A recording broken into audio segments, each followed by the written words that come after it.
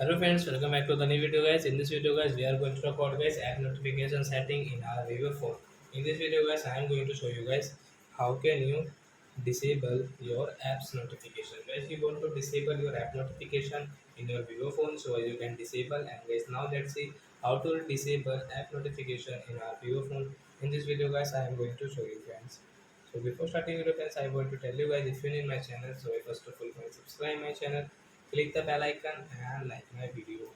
So and first of all open your phone setting to disable apps notification. Then guys scroll it. Notification tap here. App setting click here.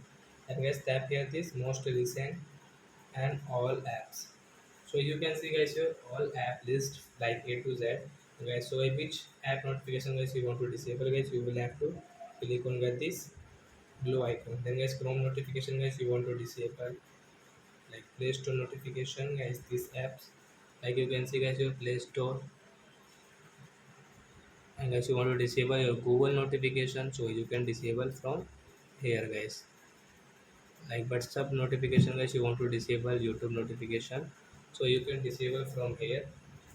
So I hope friends you have understood how to disable app notification in our vivo phone. So like that guys you can disable your app notification in your vivo phone.